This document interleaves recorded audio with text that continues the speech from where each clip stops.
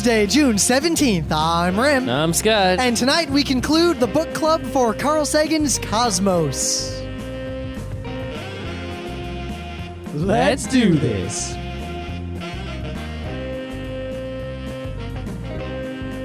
So I realized what needs to happen with the fucking vuvuzelas. And it's it's vuvuzela at the end. It's a schwa, not like an or an ah. Pronounce it however the fuck you want. I don't care. Or le patata. You know what the best pronunciation of it is? Shut the fuck up. No. That's how you pronounce that shit. So I was thinking, what can we do? Because right now the vuvuzela is the thing. Like everyone in the planet.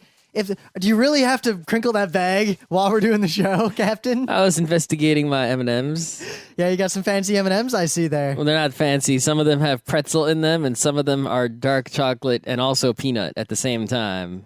Yeah, I don't know if the dark chocolate M&M is going to be the best dark chocolate. You can tell, but it's not much different from the milk chocolate. So it's darker? Yeah, it's like, oh, that was slightly dark chocolate. Okay, great. I'll be honest, I never liked M&Ms. What? Even as a little kid. Will you stop that? I never liked them. I liked peanut M&Ms, and I like Reese's Pieces. But fuck M&Ms. Well, these are peanut dark chocolate and also pretzel. So that's okay. Pretzel I don't know about, because that just brings me back to combos, which I also hated. Oh, combos are just so disgusting. But I never understood. All my dumbass friends would have like a gigantic bag of those things, them and Bugles, in their lunch like, every day. The thing I don't like about those, I mean, the combo, I like the pretzel part. I just don't like the fake cheese part. But the pretzel was like the worst pretzel. It wasn't nuts. It was butts. No, but I mean, the idea of pretzel is not a problem. You know? Yeah, but the idea of shitty pretzel is a problem, let alone shitty pretzel with fake cheese. Yeah, they should make a combo where the inside is not fake cheese, but is instead like cupcake frosting. I remember I'd be sitting there and everyone around would be like, hey, I'll trade you my Great White for some combos. Yeah, how about that? An inverse peanut M&M, right? It's a pretzel and chocolate on the inside. What about a peanut injected with chocolate somehow? Some sort of mutant peanut. You can't really hollow out a peanut. You can. It just won't be much peanut. Here's what you could do, right? You know how peanuts usually come in a shell, but if you buy Planters, they get rid of all the shells for you? Yeah, well, yeah, I guess. What if you made a chocolate in the shape of a full peanut shell, and then you put inside were the two peanuts that are supposed to go in there? No, you gotta mix it up. If it's shaped like a peanut, you don't want peanuts inside of it. You want like capers or something. Just weird. What? Capers and chocolate? That's all you. But the vuvuzela, everyone knows about these things now. Like they're popular culture, even among people who don't care about sports or soccer. Notice my subtle joke there. Uh-huh. So I was thinking, what can we do now? Because if you make a joke about them, like this, like late show people are going to be making jokes about these things, like they're pop culture. Someone's got to bring one of these things to a fucking golf game. Golf game? Yeah. It's a round. I'm going to call it a game because I don't like golf. Okay. Plus alliteration. Don't you prefer alliteration golf game as opposed to golf match GM? No, that's not. Plus, it's not a match, it's a round. Remember, hey, let's go play a game of golf. That's different. I've never played golf. I have no idea. Plus, we say a game of putt-putt. It's different. Is it? Yeah. How so? Because hitting a golf ball with the club at a hole. And usually our scores are worse. It's. What are you talking about?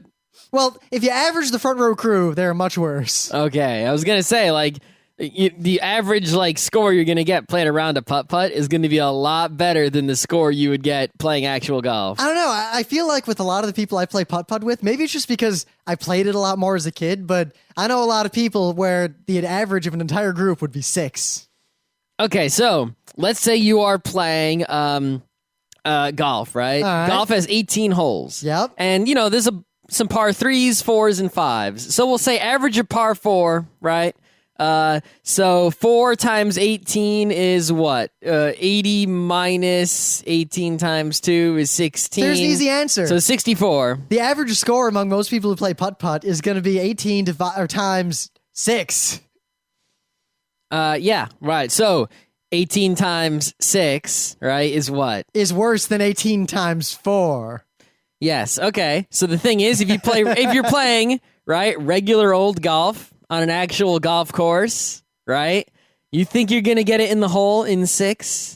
It depends. No, not even close. You're going to hit it, it's going to go in the tree. Then you're going to hit it, it's going to go in the water. If you're even lucky to even hit it anywhere near straight. But right? anyway, we're and it's going to go in derailing another here. tree. Then you're going to take a drop. All my You're going to point get like was, 10s and 12s. I feel like the way to make the Vuvuzela awesome right now is to bring it out in grossly inappropriate contexts all the time. Well, I think, pretty much what's going to happen is the Vuvuzela is going to be banned everywhere except... England already banned it in like every soccer match. It was banned at Wimbledon. I'm sure it's going to be banned in like So Brazil. here's what we need to do. We can make some bank. We got to make a sniper rifle Vuvuzela that like breaks down into parts or collapses. So you can stick that in your pocket. You're sitting there. Tiger Woods is up against Nicholson. They're about to do some things. You turn around. You go 13 it, and then Vuvuzela. And then they just grab you and kick you out. Yeah. And then you're banned forever. That's fine. You wait till hole 17. And you paid how much money for that? That might be worth it. That's all you. If you never want to go back, there's no reason not to get kicked out of any event at the very end. At the very you're gonna wait until the very, very end to whip it out? Yeah, like the last putt. Oh shit. Plus, I have one other phrase for you. This won't frighten you because we might not be going, but anime cons, they're gonna sneak them in. No, they're gonna ban them. I know they are, but they're gonna sneak them in anyway. People will just they'll just All right, so confiscate let's look at Otakon, right? 26,000 people. Even if they eliminate 99% of the Vuvuzelas that get in the door, you're going to get some Vuvuzelaing around. The problem is, right, is let's say banning a Vuvuzela is really, really, really easy. Unless we anyone make who uses 13. it's gigantic, right? And Yeah. anyone who uses it, you can find them immediately because they're making a really loud noise and they can't really get away from you. The other way to go, right? So we make the collapsible ones. Their only hope is to abandon their Vuvuzela and run and blend into a crowd, in which case you win. Now they're Vuvuzelas. You got to plan this out. You got to have the I Am Spartacus situation where you Vuvuzela, and while they're coming to get you, someone on the other side Vuvuzela. It's not Or good. in public places, you just flash mob it and then disappear. Yeah, Like in you Central Park, could definitely do a flash mob. You know, people are hanging out, like having lunch in one of those parks in Manhattan, and suddenly there's like 100 people with vuvuzelas for like a minute. I did see a video of a flash mob. A whole bunch of people went down to like an amateur soccer match. Like, That was awesome. and they just filled the stands and went woo, Yelling and chanting and smoke bombs. and then they rushed got the field. they got naked and streaked across the field, and that was pretty good. I like how the players and the refs tried to fight it at first. Then We they're should like, get "All like right." a whole bunch of people to show up at like a little league and do that same thing, even with the streaking and everything. See, the thing is, really, Yeah, those people would get on the sex offender list. It'd be so awesome. It wouldn't be me. It would be some other guy that wouldn't know. wouldn't be you. He wouldn't know any better. see, but again, the only reason this isn't going to happen, and we can never do an awesome thing with these things, is that no one knows how to fucking use them in America. Yeah, people know how to use them. They're going to just put their mouth up to it and be like, Vuvuzela. Which I almost feel would be funnier if you didn't actually blow in it. You're just yelling Vuvuzela through it like it's a I think loudspeaker. people would figure it out.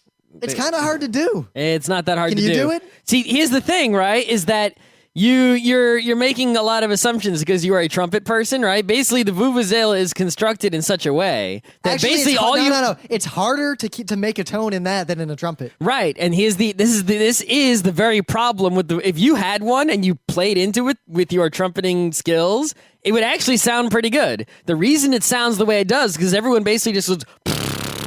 And when you go into a vuvuzela, it makes that noise that it makes. Well, actually, it really can only make a really flat, like B flat. Yeah, that's the noise it makes, and all you have to do is go, which everyone and their mother can do. See, right? You don't actually have to have a quality embouchure or anything going on, and if you do have a quality embouchure, then it would sound good. So it would actually make a solid note. Let me tell you, my vuvuzela, which I called it a stadium horn, that thing did not make a pleasant noise no matter how good a trumpet player you are. Well, the ones that, from what I've heard, the ones that they have down there, that's how they work, is you basically need no skill whatsoever to get it to emit the droning noise. You have to at least figure out you have to go. Everybody knows. You don't even have to know. You have to go. You don't even need to go. you know, with Well, no, trumpeting. you have to get the resonance. I can show you. You don't. Everyone, from what people have by the said, laws of physics, if it makes a sound at all, you're getting the resonance. If you don't make the resonance, it won't make enough noise for anyone to hear.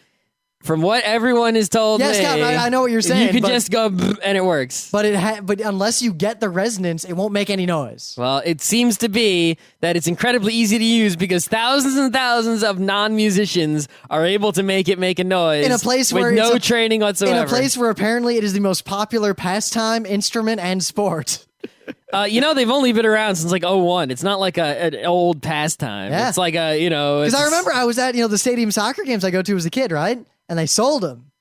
And my brother and I got them because we were both trumpet players. And we were in the crowds basically being obnoxious. Everyone else bought them, and hardly anyone was able to make them make a noise. Mm-hmm. I guess I don't have a lot of confidence in the average American to make a sound out of a vuvuzela. Well, that's just you. All right, so we got anything to talk about? Like Mexico and Spain and France and North Korea and soccer that I don't watch so much, but I watched the game between Mexico and France. I don't know. I mean, the World Cup has been, let's see, I'm 20, so there have been a lot of World Cups in my life, but the only one I ever paid any attention to at all was when it was actually in the U.S. a long time ago. This is actually the first one I paid attention to, only because I have a lot of foreign-born coworkers, so they're all really The into only it. reason I'm paying attention to it so much is because it's actually available for watching, easily. Aren't you using a pirate stream, though? Well, I'm using a pirate stream, but it's also there's some free Spanish streaming on Univision. So is it okay for you? Like, it's also on ABC, which I get for free. Is it okay to use the pirate stream if a legitimate stream of the same thing was technically already available to you anyway? The pirate stream is in English and the Spanish one is not. So, I mean, as far as I'm concerned, it's always okay to use a pirate stream. Why would it not be okay? I feel like this World Cup. They're not going to charge you money if I go down to the bar and just sit there, right? The bar won't even, technically can't force me to even buy a drink and can't kick me out just for sitting there. Well, they can charge you a cover. Yeah, but they don't. There's a guy out, and he's like, free admission, come on in, free admission, right? So I could just do that. So why would it be illegal for me to just do the same thing in my apartment? Not paying anyone any money. It is, but... Actually, it's not. I don't think it's illegal for me to watch the pirate stream. It's illegal for the pirates to pirate the stream.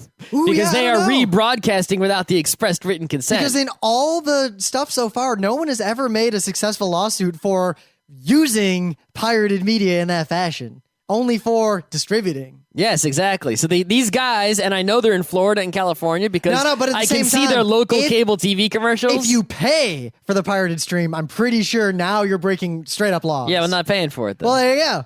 But it doesn't matter. I think that them accepting money for the pirate stream is... If you were pirating a pirate stream that was pay... I think we need to do the Simpsons strategy with a barge that has rebroadcast Major League Baseball without express written consent and only implied verbal consent. Or implied oral consent. One of my coworkers, the other senior guy in my office, right? Like we sit back to back, and he's French. And he expected France to beat Mexico, obviously, but he doesn't expect France to win. Just because he is French. No, but he did. He was like, yeah, France isn't going to win. He was doubting L3. They're not high in my bracket. They're going to choke because they're playing all defensively and bullshitty and whatever.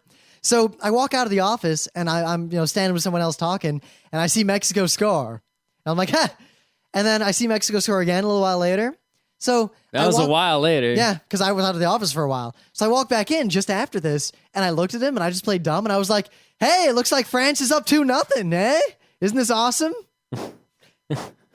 That's the best I could do. I don't have any humor to make with the World Cup. No, all the humor is in the Vuvuzela department. Pretty much. Yeah, I think that the World Cup will be like 10 times more exciting once we're in the round of 16. The group rounds. There's some excitement, like, Spain going down, big surprise, stuff like that. North Korea's goal. North Korea, it's like, it's such a weird thing. It's like, I obviously don't want them to win, because that would be like... But I want those players. But it's like, I sort of feel bad for the North Korean players, because it's like, are they bad guys? Probably not. Well, the worst thing is... Right? I mean, they're sort of bad, because, I'm sure that they're well-fed, and the rest of the country isn't. So that's sort of But bad. at the same time, do they even know? I mean, it's Yeah. possible that they're shielded from all that. Who knows? But they're obviously not bad people, right? They're not evil dudes. They're not looking to hurt anyone. They're clearly robots. And, it's not their fault that they were born in North Korea. They could have been born anywhere. Born. It was just. Born. So, they're just Born playing to be sport alive. just like everyone else. They're not being bad Well, here's what I want. sportsmen. I don't want them to win because I don't want North Korea to have that feather in its cap, but I want them to score meaningful goals. Well, I'm pretty sure they're not getting out of the group round, so it doesn't matter. Actually, what I would really hope for, I know it won't happen, is if somehow they would all just be like, we're not coming back, we defect. Help Well, us. I think that some of them, like 2 or 3 of them, actually, work. They're like play on real soccer teams. I think one of them plays in like the Japanese league and stuff like that. So these guys aren't, trapped in North Korea necessarily. They probably have family back I mean, there, most of though. them are. One interesting thing though is that a lot of these others, pretty much all the soccer teams. Like, for example, the U.S. team, right? Those guys don't really play as a team very much. They're a bunch of, they play in MLS, they play in European League, Yep. They play wherever they play, and then when it's time to do some U.S. stuff, like Confederations Cup or whatever, they all get together and they play like that. So the thing is, the North Korean team, the vast majority of the team actually plays together a lot. So if you compare them to the other teams, they actually have they're more unified and they, more teamwork going on than pretty much anyone else. Still doesn't make up for the lack of talent, but, teamwork it counts for something. And, if the teams with a lot of talent like Spain, right, had some huge teamwork going on, they would probably be like way more dominant and, not losing in a big upset to Switzerland.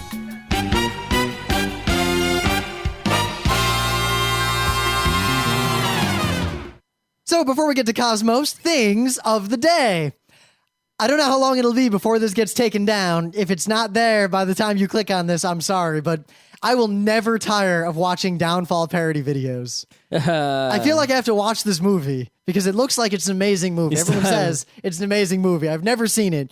But that scene is just so powerful. And when juxtaposed with Hitler complaining about the vuvuzela, I laughed out loud like 3 times during this. I wanted to, make my thing of the day Vuvuzela jokes, because there's so many good ones, like the haters gonna hate, and the I like the vuvuzela hero. and the music note, the music sheet one. That's just the one note go right. That so was there's good. there's the website you can go to that will add a Vuvuzela to any website. All right, there's a lot of good stuff out there, and the joke itself is not funny, but the clever, it's the cleverness of how you tell the joke. Yeah, you know what it is? It's like the Aristocrats, or it's like the old Photoshop Fridays, like the originals. Like, here's a picture of 4 nerds, and then everyone just like it's like variations on a theme. Like everyone has the same theme. What can you do with it? So I'm waiting for someone to make the Vuvuzela video game, like a playable game, and all you do is push a button and it goes. Text adventure. You have found a vuvuzela. Or no, they should add in FIFA 11, Vuvuzela right? mode. You get from EA Sports, right? You go in the options menu and this volume, and it's like music volume, sound effects volume, announcer volume, Vuvuzela volume, and the Vuvuzela volume meter is 3 times longer than the other ones, and it's locked at maximum. You can't drag it any lower. Anyway, so for thing of the day instead, I've got this video I found. This is actually, I think, a quality thing of the day, because usually we find a thing of the day from some blog, right? So we'll find a link on Boing Boing, or a link on Kotaku, or a link on College Humor to something else. I found it directly on YouTube itself. There was not a link from anywhere else except for the YouTube homepage. And what this is the case of the poopy Nintendo. Oh my God, that was one of the funniest things I've seen in a while. It's basically a mystery of a Nintendo with poop. This is And another case this of guy solves the mystery. the telling of the story in this one, and especially the diagrams as to whether or not it was feasible for one of the suspects to have poopied the Nintendo. Yes, no court case is really necessary here. It's a pretty much cut and dry or cut and mushy situation. Oh my God. I can't imagine. I would have, had that been me and I went to play a game, first, I wouldn't have noticed. I would have put a game in. It wouldn't have worked. And I would have, but that's the brilliance of the Nintendo Poopy. What if you, the thing is, top loader has a poopy shield. Yeah, it does. But You side can't- loader. Yep. No way. But think of this. Here's the brilliance of the poop plan, right? I don't know if they even thought of this, but it's a brilliant, brilliant plan. So I stick Super Mario 3 in the Nintendo, and it doesn't work, which happens. So what do? I pull it out. I put the game I've just put in right up against my mouth to go. Well, you would notice when it didn't pop right out because it was all stuck and squishy. I don't think it would get stuck. I think it would pop right out. And I wouldn't notice. Right to the mouth. And then, the breathe in. What the fuck? Poopy face. Dude, we should sell Vuvuzelas and put poopy in them. And then when someone... Actually, the Super Soaker is the best way to end the Vuvuzela threat. You just shoot it right up the muzzle. There has to be something you can do. I don't know. Anyway. Like I said, a gentle love tap to the end of the Vuvuzela will cause severe extreme pain in the wielder. Mm-hmm. Really? Because, you can put a mute on a trumpet and it's like, whatever. Yeah, a mute holds it in. I'm talking about tapping it like bop. Oh, basically punching them in the face with a stick. Via the Vuvuzela. Oh, I see. Okay. That's I kind of totally... like saying it's like Ubuntu Vuvuzela. Oh, whatever. The meta moment, would you get into it? This is a book club episode. We haven't been doing them that often because Rim doesn't know how to read. And you kids probably didn't read this book either. I think a bunch of people read the book. I hope so. Maybe hopefully they'll read it now. But Kineticom's coming up July 9th and all that. We'll be there. It's going to be awesome. Fuck, it's too soon. Oh my God. This weekend is the Nerd NYC Recess in Manhattan. You should go check that out. We'll be there. Saturday, all day gaming action. We're going to announce the next book club book. Maybe we should do it right now. Right now? Not going to wait? Maybe for the people who didn't read this book. So at least there's a chance before they turn off the episode, they know what the next book is. All right, we could do that. So it's your turn to pick, I believe. Basically, right, so Gabe from Penny Arcade, he only likes books that have pictures of rocket ships or planets on the cover, right? Or Star Wars. So Star Wars books don't have pictures of rockets or planets on the cover in all cases? No, they usually do. But anyway, he's slowly been getting away. He's played some RPGs and some D&D and that sort of thing. So he asked on Twitter a while back, like, what book do I read, right? So there were all kinds of suggestions being tweeted at him. So someone went and combined all of the suggestions into like a sheet and was like, oh, this was suggested 10 times and this 5 times and this, right? The X times. So you could see all the suggestions together and which ones were the most suggested. So I look at this list, and I'm looking, and a lot of it is like R.A. Salvatore, blah, blah, blah, or Song of Ice and Fire, blah, blah. And I'm like, oh, God. Or Dragonlance, something. I'm like, Oh, my. What's funny is if you look at the level of those books, like the Forgotten Realms ones were some of the least shitty of those books. You get down to Dragonlance, dear God, woman. All right, so there were some pretty bad books suggested, but there was one book that was suggested that had a great many suggestions, and I had never heard of it, and it was called The Lies of Locke Lamora, and I was like, what is this? So I look it up, and apparently it was a fantasy novel about some sort of con artist dude. And I'm already up my alley. So I'm like, that seems like the kind of book that is going to have some sort of maybe American Gods-ish kind of action in it. Maybe something. Also, Scott was explaining it to me, and it has one of the things that I'm an absolute sucker for. Anytime there's precursor technology in anything, I'm all about that shit. Yeah, it's a sign of a good book when you've got, there's some sort of world with all these mysteries, but the story is just about people living in this world and isn't about the mystery of the world. Yep, like Cowboy Bebop. Exactly. And if you go to Amazon, 111 5-star reviews, 56 4-star reviews, only 16 3-stars, 12 2-stars, and 9 1-stars. See, whenever I find something like that, that's pretty good. I always read every single one of the 1-star reviews. Yep. Just to see. The other thing is that you look in the front of the book where, there's all the quotes from reviews saying how great the book is. And there's like a ton of pages, like it's like multiple. Wait a minute, Scott. The book is called The Lies of Locke Lamora. Are you sure they're not all just lies? No, there's like multiple pages of pull quotes from positive reviews for the book. Usually they only put a few in like the back cover and the front cover. This is like a whole section of them, right? So I'm like, all right, there is something up with this book. Well, especially look at the title. It's got pretty good alliteration. Yeah, very good. It's the kind I like, the lie, and I like how it's the definite article, like it's there, like The Lies of Locke Lamora. So, it's been out for a while. It's by this guy named Scott Lynch. It's actually been out so long that there's a sequel. The sequel is called Red Seas Under Red Skies. I bought the sequel, but I haven't read it yet. And they're both mass market paperbacks, so they've been out for a while, and they're way cheap. So I got it, and I read it, and it was pretty awesome, and it should totally be a movie. So what I'm curious about, just to get some perspective, better or worse than, say, the Prince of Nothing books, like the first one? It's not like Prince of Nothing. It's not, Okay, just making sure. Because it doesn't really have, the deepness and intellectualness. It is, it is a story, and it is about what happens in the story. It's very literal.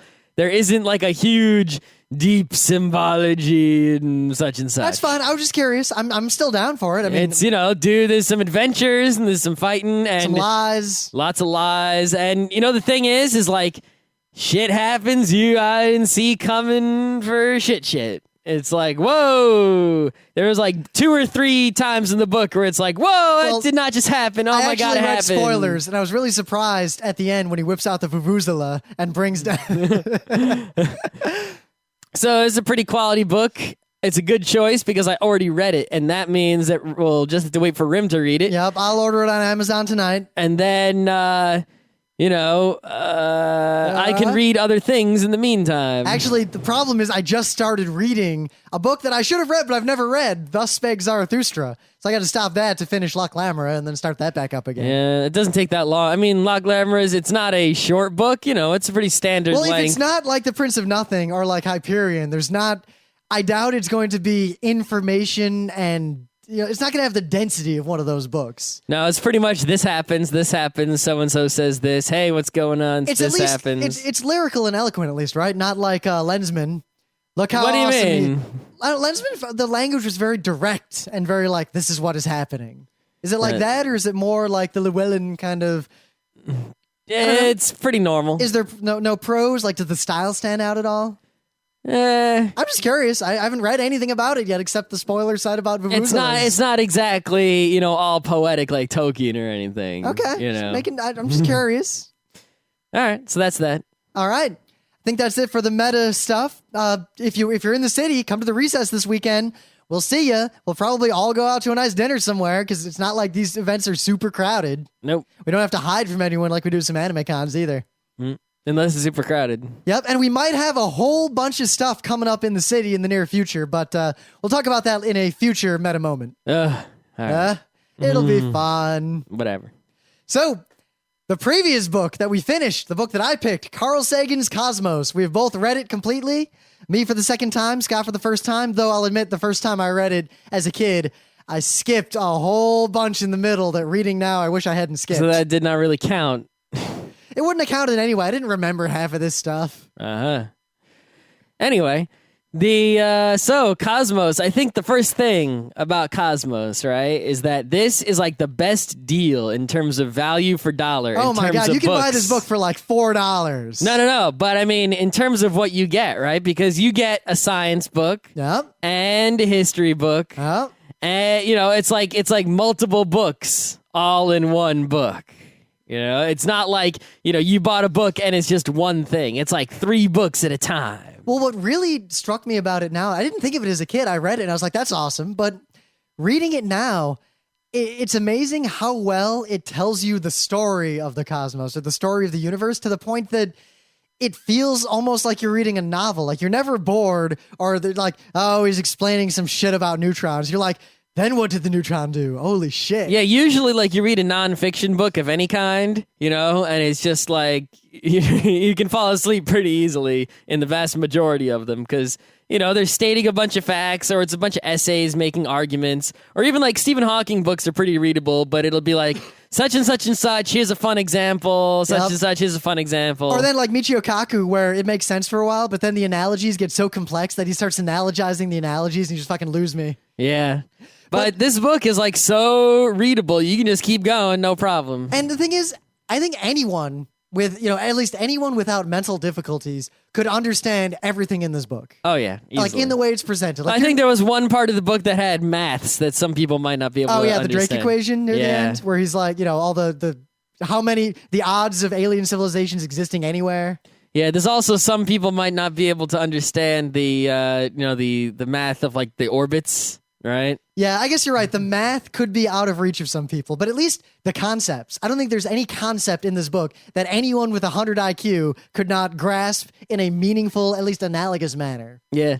In fact, like I grasped pretty much the whole book, right? But there were actually many things in the book that I just did not know, or I feel like I should have known, but was quite stupid and just never, because like I was never really into astronomy. I never thought about it really at all. I knew things like you have a telescope, you point it at the sky, you look. So you didn't know like pulsars versus quasars? Well, no, I didn't know that. But like the most basic kind of thing I didn't even know. But like as soon as they said it, I was like, oh, that's really obvious. I should have known that. Is that you look up at the sky and the stars never move, but the planets move around all the time. And they move around like, woo. And I was like, oh, yeah, that makes perfect sense. I never thought about it because I've never even thought about astronomy or cared, really. It's interesting because when I was And that's how, right, the people in ancient times were able to know that these things were planets and those things weren't, even though they didn't have telescopes or shit, was because they were fucking moving around. That's the fascinating part when he gets into like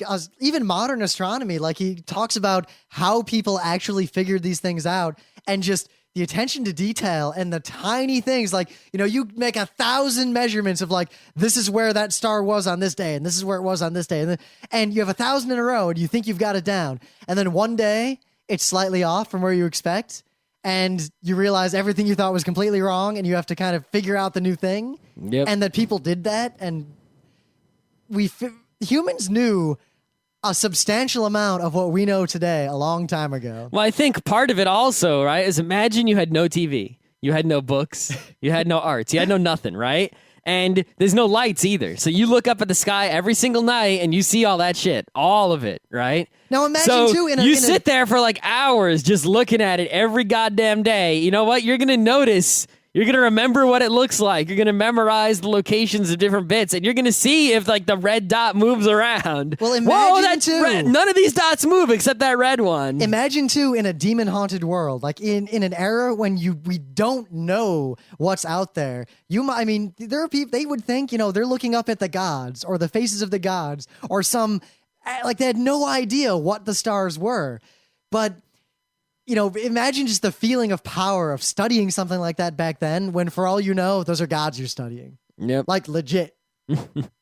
But it's interesting to me, that, especially the astronomy stuff, that a lot of this I knew from a kid because I was really, really, really into astronomy and I had all these books and I read them all the time and I'd read this.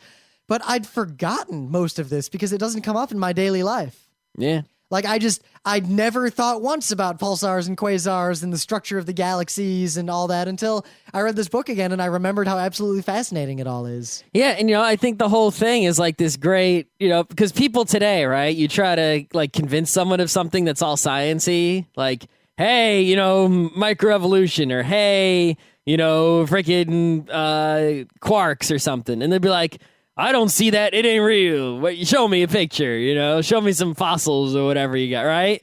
And the thing is, well, look, this dude a bajillion years ago, all he saw was a bunch of dots moving around, and he figured out that the Earth was round, and he figured out all the orbits of all the planets. And then when we made a rocket, we saw, and it was right. So it's the same thing. We can definitely, absolutely, using science, figure out crazy shit.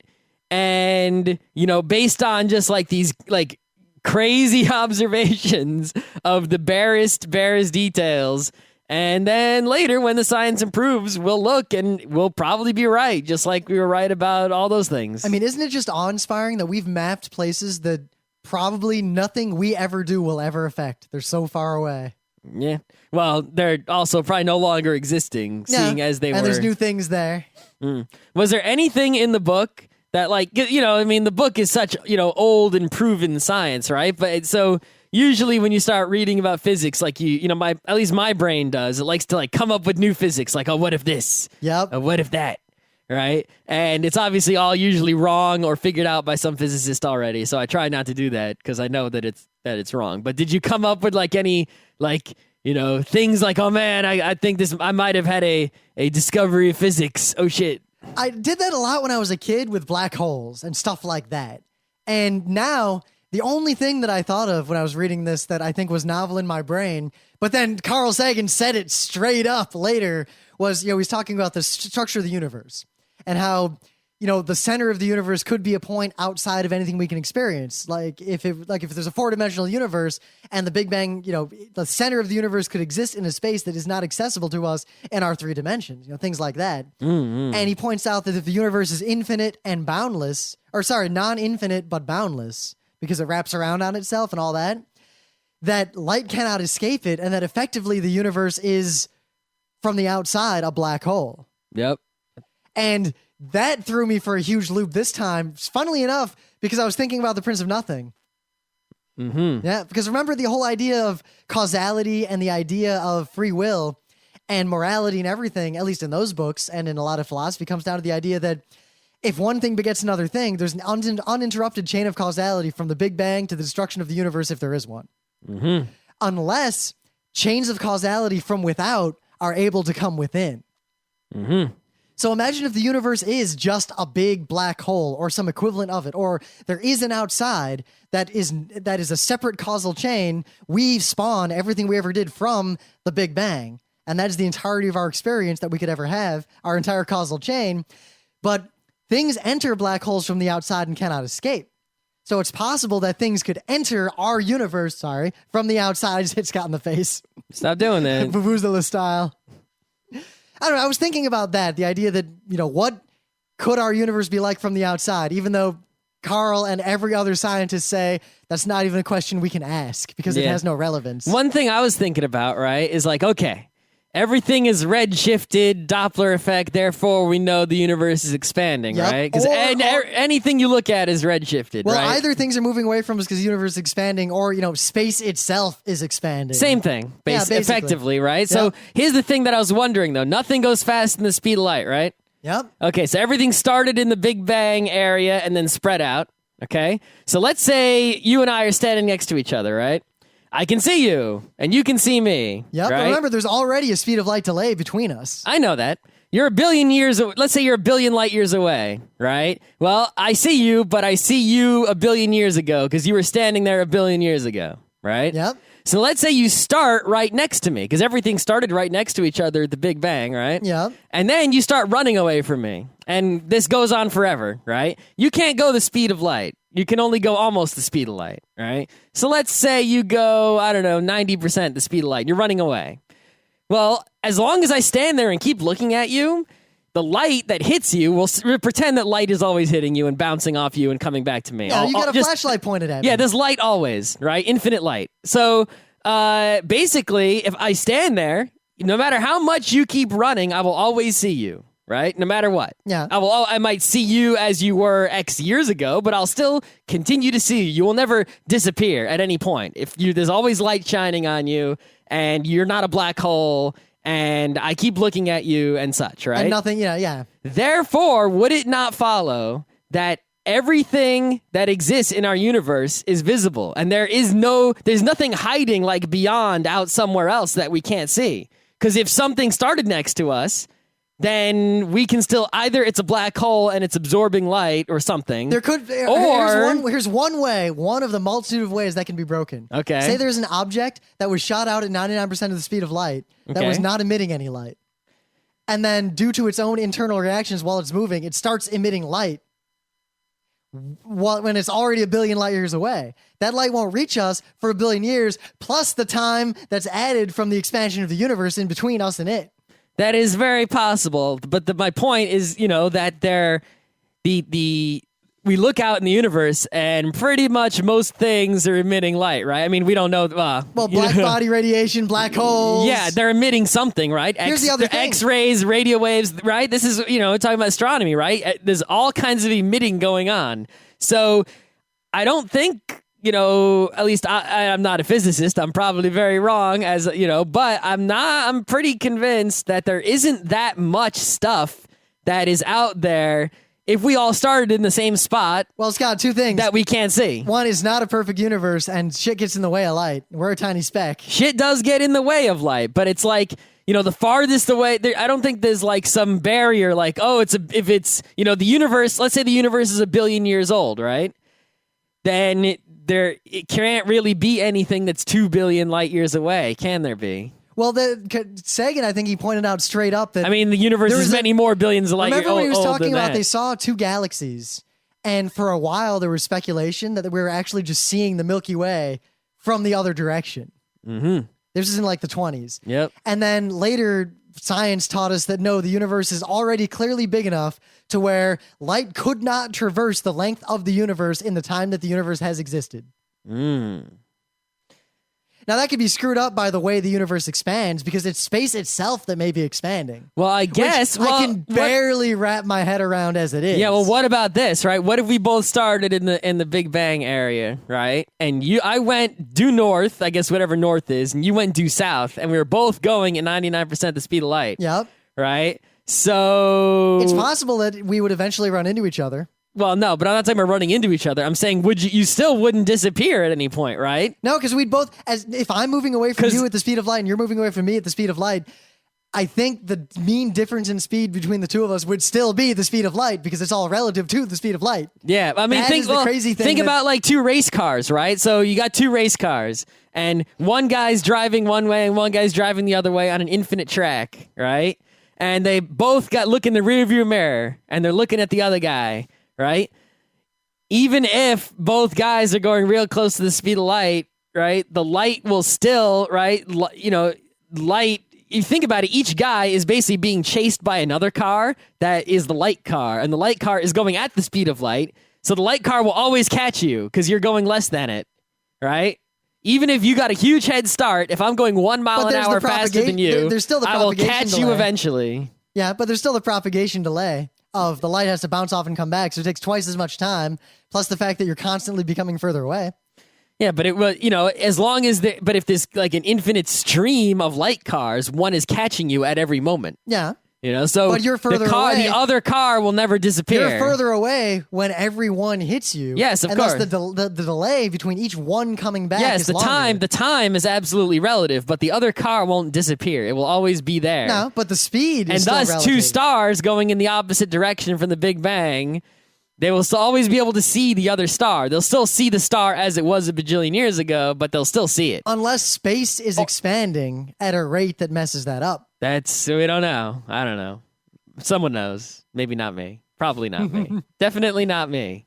What I noticed, though, one thing about Cosmos, and this format works really well for this sort of book, is notice how he'll start with something where he's vague, and he says, hey, so here's a fact, here's another fact, here's another fact, and they lead you in a direction where you're like, wait a minute, if those things are all true, and then he asks you, so what if blah? What if blah? And he gets you trying to come up with the answer. And then he's like, well, the answer is actually blah. And you're like, huh?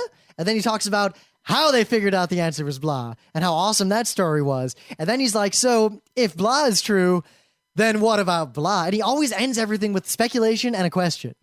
Mm-hmm. Like everything. He always gives you all these facts. Then he's like, but the odds are this, or but what if this, or what if that, and what if this? And the what ifs always get in the end toward the point of, and I don't have the answer for you. We don't know. We have to figure this out. Yeah, well, I think it's very telling that the book is based on the TV show, right? Because, in the introduction, he actually says that they're sort of separate and complementary or whatever, and they're, whatever. But the thing is, each chapter is totally its own standalone thing, you know? But you can tell that because he knows that this is the book, some of the chapters will be like, yeah, Kepler something, because he knows that you probably read the Kepler chapter earlier on, Whereas in the TV show, there's no guarantee that you saw the previous episode, so it's structured a little different there. Yep. But it's pretty cool that it's like each and every chapter is its own deal, as if it were an episode. The show itself is really good. Like each one is self-contained and follows that format, and it starts out by showing you cool stuff and explains it all, then asks you more questions, and then it ends. Mm-hmm. Good music and stuff too. And I just like watching Carl Sagan, listening to his voice. Yeah. He's a cool dude. Oh, was a cool dude. Yeah. Oh, what else do we gotta say about this book? I think, the history parts of the book really helped me out because, I'm not too good at the chronologies. Captain, what came first, Knights or Romans? But it was cool to actually, because there's a bunch of science names, and I don't Kepler, Van Leeuwenhoek. Yeah, and it's like did you already forget him? What'd Kepler do? I don't remember. What did Van Leeuwenhoek do? I don't remember. Yeah, but it's cool that because that's not stuff that you're taught very much in school, really. I wasn't straight up. In fact, all the physicists, like the whole thing about wave particle duality with light, in physics we actually did a history lesson on every single one of those people. Yeah, our science classes didn't really teach us so much about the peoples. They might have mentioned someone's name once. Or they'd I learned more about Copernicus in social studies class than in science class. And reading Cosmos, what they told you about Copernicus is pretty wrong, or at least lacking many important details. So there's actually a book that Emily's dad lent her that I borrowed and read. And if you like the history part of this, like what the scientists did, now they figured it out and what was going on at the time, Bill Bryson wrote a book called A Short History of Nearly Everything. Mm-hmm. And it's just that. It's like, here's this scientist and here's what his deal was. And some of these people were fucked up. I mean, so it tells you all about the people themselves. Yeah, the people themselves, and not just what they did, and the science interspersed, much like how Carl Sagan does it in Cosmos, like with Tycho Brahe and how he's crazy, but also like what was going on between him and everybody else, and my favorite part of it is there's one guy who he had two great ideas that were actually terrible ideas, but he had no way to know at the time. The same dude who invented CFCs that destroy the ozone layer was also like, lead in gasoline, that solves everything. Yep. Well, he just didn't, it's not that he was evil, he just didn't know. Well, he tested. He was like, I gave these people all this lead and they peed most of it out. I don't think it'll hurt them. Let's go. And that's true, and it won't hurt. You won't notice anything immediately, and they, there's a lot of things where it's like people would have been cool, they just didn't know better, and it takes. Well, actually, I bring that up because I read an interesting article. This is speculation on behalf of a bunch of scientists, and you wonder, who now will someone in the future look at and say we just didn't know better, and currently, what are we getting wrong? We just don't know yet. It'll be like Giant Robo. In fact, it'll be exactly like Giant Robo. Pretty much. That's what it is. So, I mean, I don't know. I feel like Cosmos should be a textbook for like middle school kids in pretty much every science class ever.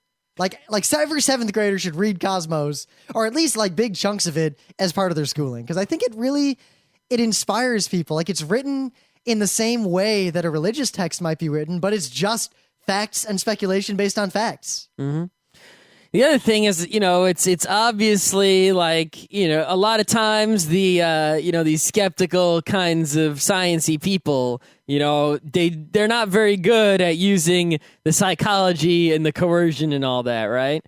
But he manages to write this in such a way that is not offensive or off-putting in, say, a Richard Dawkins kind of way. Dawkins is like, there's no God. What are you, stupid? Yeah, but at the same... And Carl Sagan is like, isn't this awesome? But at the same time, right, he's not really doing it in sort of a morally evil trickery way. He's not tricking you or, suckering you in. Nope. He basically, he'll explain, here is the beauty of this, this facet of the universe, of the cosmos. Isn't that fucking awesome? Now, maybe just some guy made it up, or maybe this. Look at this. Yeah. Or he's like, oh, aliens are cool. Man, wouldn't it be awesome if they were aliens? Let's figure out what the odds are of there being aliens. What would aliens be like? And then he approaches it, realistically. And then it's just like, aha. And now, it's like, well, okay, now we've discussed aliens, and that's pretty awesome. And we've also realized that people who think that their cows were slaughtered by, moon men are crazy. But we don't need to even mention that because we have just discussed, the real part, and we did not include anything about, moon men because there aren't any moon men. I guess we can wrap it up here. I mean, there's not much to say but praise for this book, and I hope you read it. And luckily, there's nothing to spoil. I mean, Spoilers! The Big Bang is for real. Spoilers! Yep. Evolution, it works. It's One real. thing I can say is I cannot imagine the person who would read this book and still deny the fact that the Big Bang happened. We don't know what or why. There's a lot we don't know about it, but to deny that an event like that happened is just ludicrous. Yeah, I mean, you'd have to either not be able to understand the book. But like I said, anyone with an IQ of 100, probably even 70, could understand the majority of what is in this book. Yeah. I don't know. Or, you're just denying, you have denial. Willful ignorance, cognitive dissonance. There are many, all sorts of reasons, but, or a selective, selectively choosing which parts to read and understand and which parts not to read and understand. There, ... is ... God.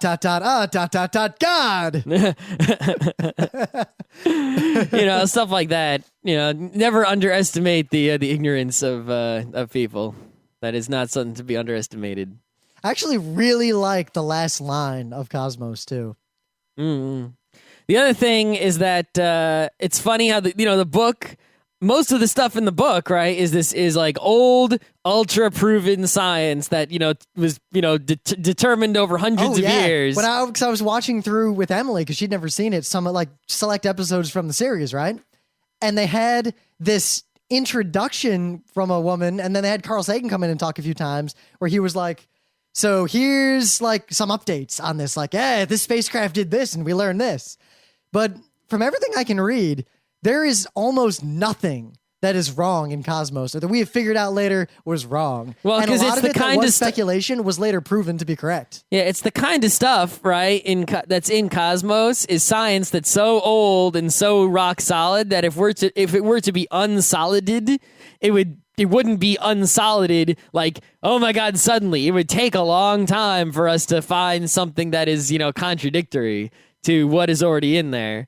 And also, a lot of the stuff was just, was true in its day and it just needed updates, right? For example, he's like, we did this to Mars. What if we sent a robot with wheels that could move around and shit? And it's well, yeah, we did that. It's really, 30, 40 years. It was really cool to see some of the updates where it was Carl Sagan himself, 10, 20 years later saying things like, yeah, check out what we learned since then. Yeah, it's pretty much, we thought about doing this, and then since then, we did it, and it was just like I wrote, mostly, and there you go. So, I think that's it. I hope you enjoyed Cosmos. I hope you and I will enjoy The Lies of Locke Lamora. I already read it. It was pretty good. And I leave you with this.